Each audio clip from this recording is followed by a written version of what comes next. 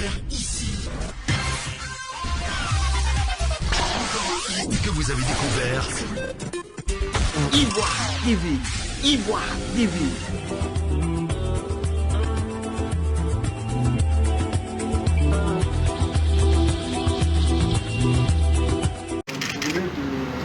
Vous êtes reçu par la délégation de la conjointe CEDEAO Union africaine ONU. Dites-nous ce que vous êtes. Bien, alors, cette délégation conjointe Union africaine, CEDEAO ONU,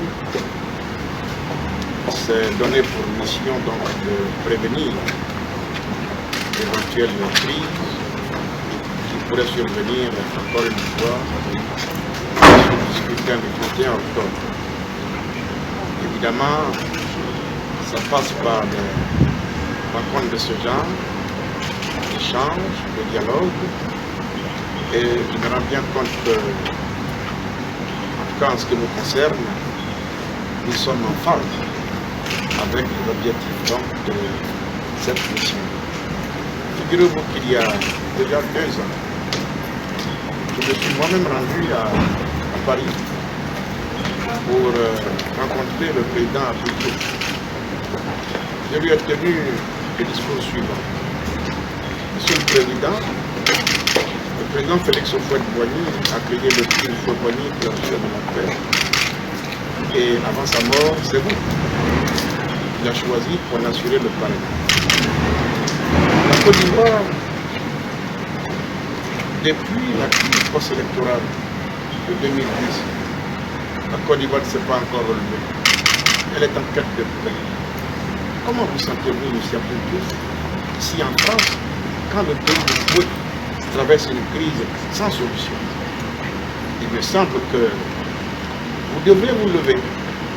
Parce que ce dont la Côte d'Ivoire a besoin aujourd'hui, c'est d'avoir sur le continent africain au moins des leaders charismatiques qui peuvent parler aussi bien au président Ouattara, à Laurent Gbagbo qu'à Henri Konan Bédié, pour qu'ils acceptent de taire leurs égos et qu'ils comprennent que les égos peuvent perdre les leaders avec leur peuple.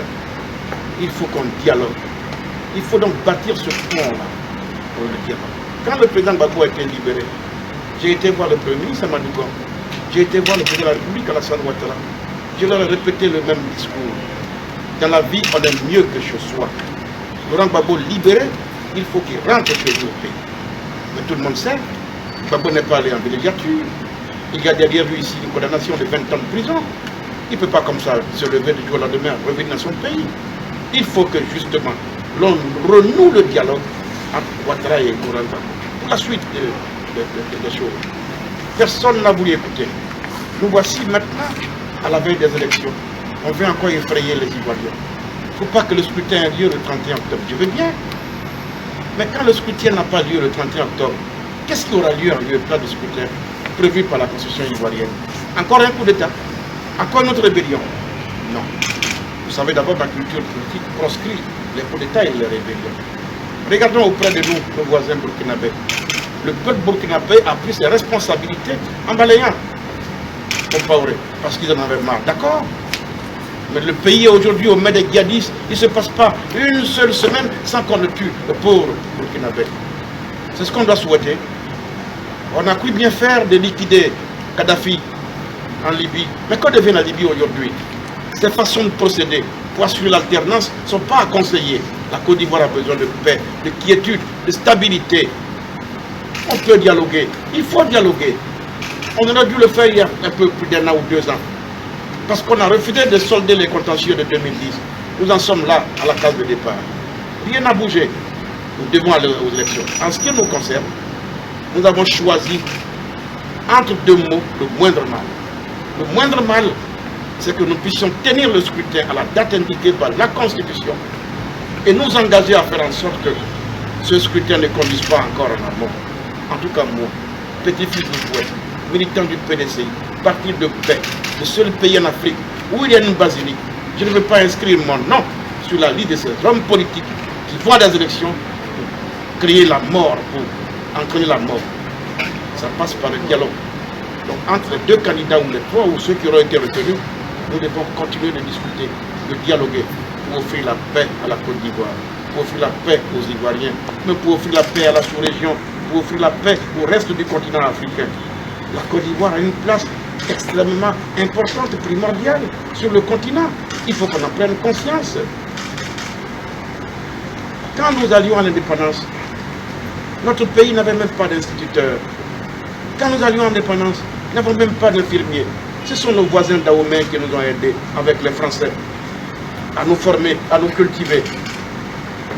Et la Côte d'Ivoire a tenu, a vécu du fruit des souffrances de nos paysans qui travaillent sans cesse, sans relâche, sans se fatiguer dans les campagnes pour produire le café, le cacao, les bananes, et que vous dites quoi d'autre encore.